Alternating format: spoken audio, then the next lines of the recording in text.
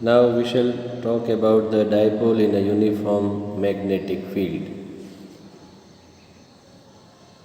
Now we consider this dipole, that is a small magnetic needle which is having two poles, north pole and south pole, which is placed in the uniform magnetic field, and right now this dipole is making an angle theta. As you see that magnetic dipole moment of this magnetic dipole is making an angle theta with the magnetic field. Okay, so we consider a small compass needle which is nothing but a magnetic dipole which is having magnetic dipole moment small m, and it is having moment of inertia I. It is denoted by this way also. Okay, so magnetic dipole moment m and moment of inertia I is placed in a uniform magnetic field and which is allowed to oscillate in the magnetic field. So this figure is clear to you.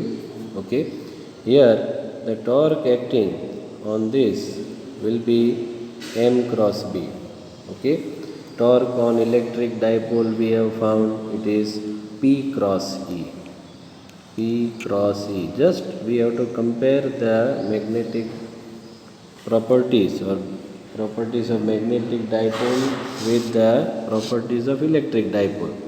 There we found this torque was P cross E. Here we have the torque which is acting is M cross B. Okay. Now it can be having its magnitude to be MB sin theta. Okay. Now torque is a restoring torque. Okay, and the angle theta is the angle between magnetic dipole moment and magnetic field B. Now as you know that torque is equal to I into alpha. This we have studied in the 11th standard. Torque is equal to I into alpha, where alpha is nothing but the angular acceleration and it is d2 theta by dt2. Okay, so this is very easy to understand. So this torque I alpha, that is equal to minus mb sin theta. Now why that minus sign has come? Here minus sign is there with mb sin theta, which shows that it is a restoring torque which is in the opposition to the deflection. So restoring torque is always in the opposite direction to angular displacement. Angular displacement.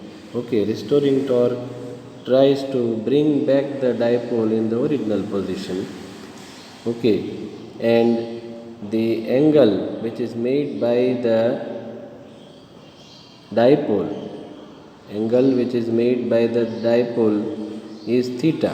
So angular displacement is in this direction and restoring torque is in the opposite direction, therefore they are opposite to each other. So restoring torque is always opposite to angular displacement, and that is why here we have kept negative sign. Okay, for small value of theta we know that sin theta is equivalent to theta in radian. This approximation we have taken many a times. Okay, sin theta is equivalent to theta in radian. So instead of this sin theta which is here, okay, instead of this sin theta which is here, we can write theta. So it becomes I into d2 theta by dt2 is equal to minus mb theta. And if you take this I in the denominator of this mb theta, then further we can have this equations. Okay, very clear it is. d2 theta by dt2 is made the subject of formula, so it becomes minus mb upon I into theta. Okay, now omega square, try to understand the formula which we have derived for the simple harmonic motion, it was d2y by dt2 is equal to minus omega square y. Now for angular motion, or rather we can say if you have angular displacement, then this formula can be written as d2 theta by dt2 is equal to minus omega square into theta. So if you compare this standard formula for simple harmonic motion with the formula which we have derived just now, that is minus mb upon I. Okay, just you compare this, then this omega square is nothing but mb upon I. Okay, so that comparison is made and we have written omega square is equal to mb upon I, not the square root here. Okay, there must not be square root here. So it is omega square is equal to mb upon I, and omega will be equal to under root of mb upon I. And as you know, omega is 2 pi upon t. So we can write instead of omega 2 pi upon t is equal to under root of mb upon I. And if you make t as a subject of formula, then you will get the equation of periodic time for the simple harmonic motion, and that is t is equal to 2 pi under root I upon mb. And if you want to find the magnetic field, then you just have to make b as a subject of formula by squaring it here. Okay, square here, so it will give you t square is equal to 4 pi square I upon mb. So it becomes b is equal to 4 pi square moment of inertia I upon m into t square, which is given here. Okay, so easily this calculation can be done and understood. Okay, an expression for magnetic potential energy can also be obtained on the same line as we have obtained it for the electrostatic potential energy. Now electrostatic potential energy had the equation of U is equal to minus P dot E. You must understand, or you keep this all equations in front of you.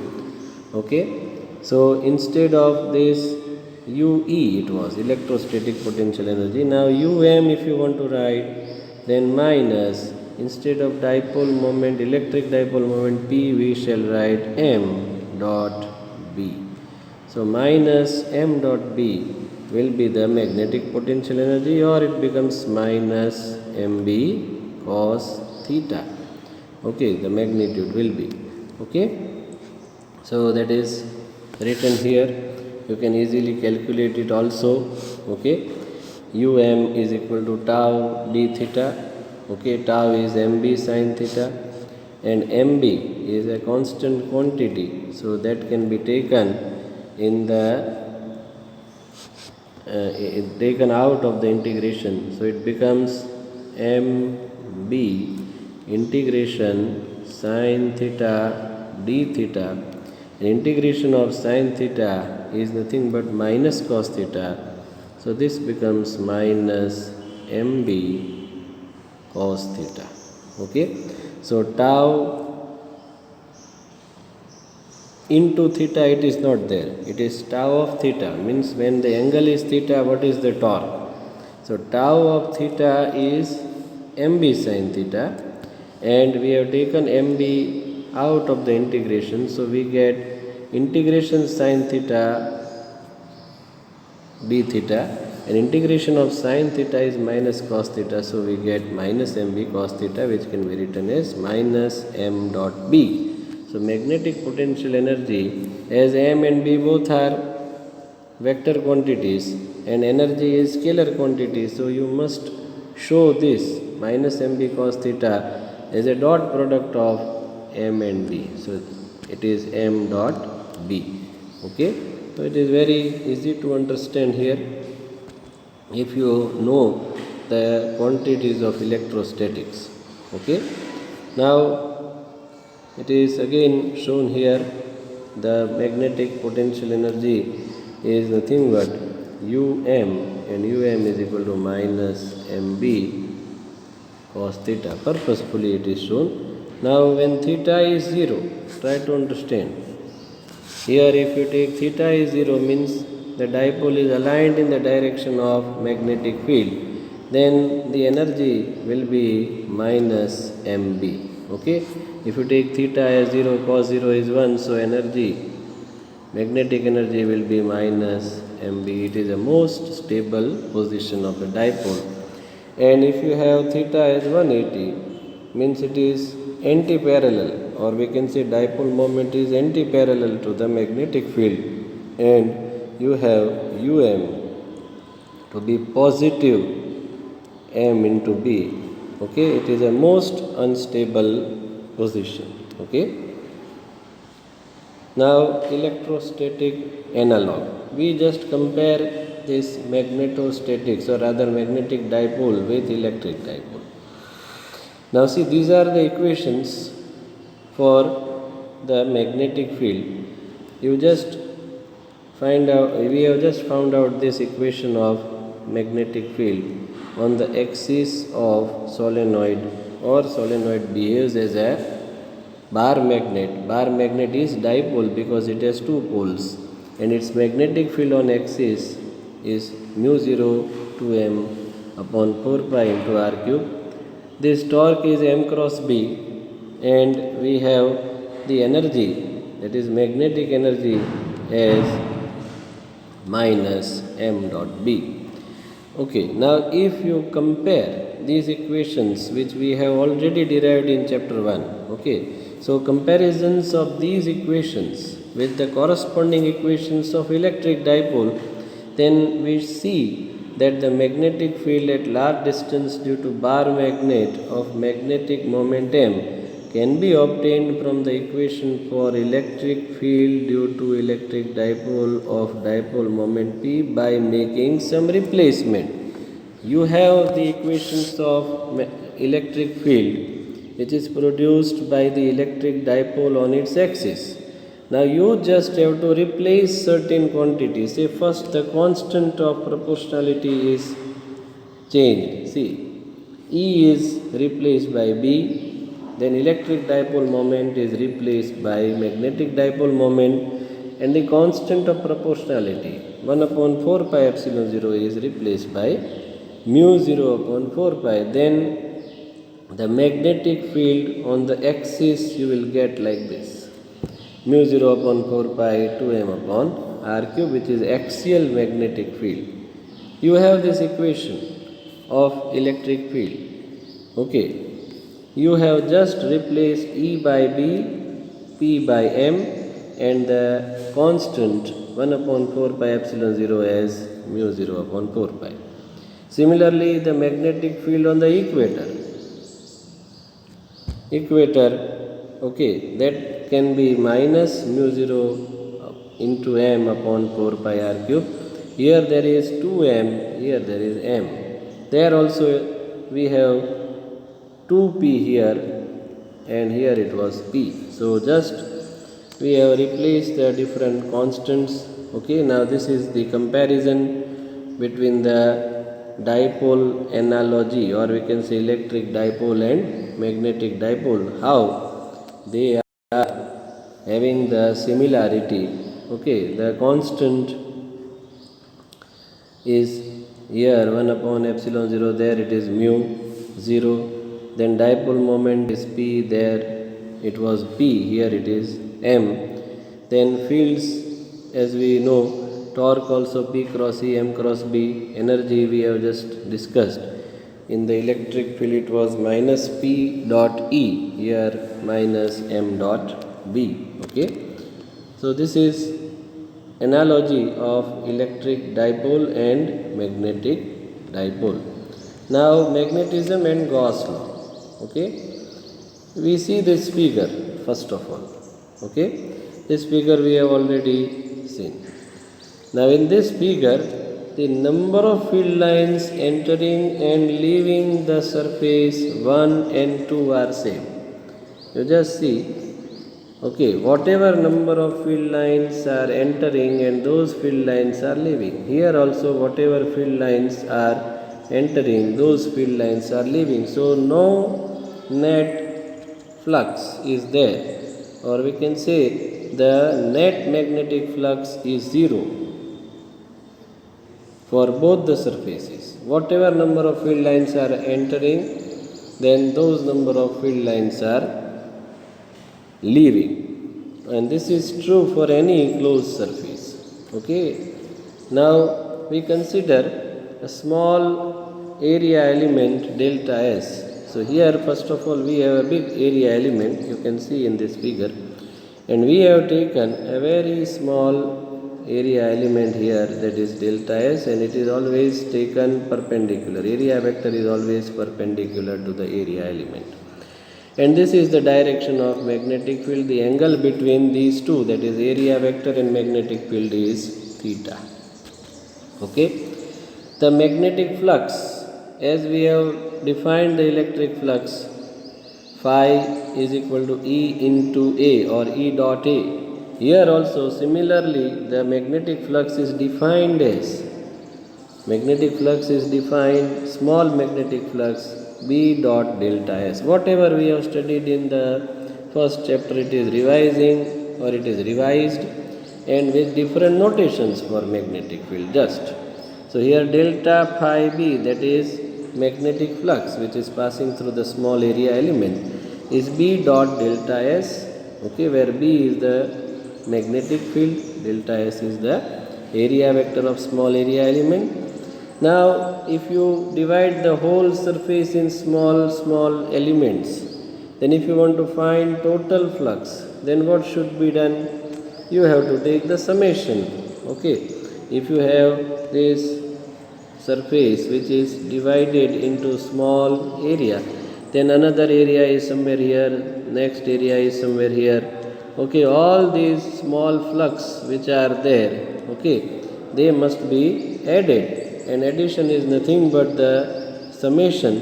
Okay, so if you take the sum, then you will have total flux which is passing through this particular area, that phi B will be all sigma delta phi B. All means all the small area elements which are to be considered, then it is B dot delta S, and this will be equal to 0. No net flux will be there. Okay, so this equation we are getting. So net magnetic flux rather, is equal to 0. Now if you compare this equation with the equation of our electric field, okay, there we had, it was Q upon epsilon 0. The total flux was Q upon epsilon 0 in our electric field. Here the total flux is equal to 0. Okay, Q is the electric charge, as you know. Okay, this equation you can understand it easily. Here Q is the charge enclosed by the closed surface. Okay, so sigma E dot delta S is equal to Q upon epsilon 0, where Q is the electric charge which is enclosed by the closed surface. Okay, now what is the difference between the Gauss law of magnetic field and the electrostatic? Okay, here we can understand from these two equations that in the magnetic dipole we do not have the monopole.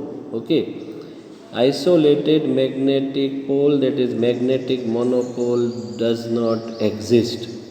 Okay, the simplest magnetic element is nothing but a dipole. Try to understand magnetic dipole. There must be a dipole only. If you have a small current loop, then it is a dipole.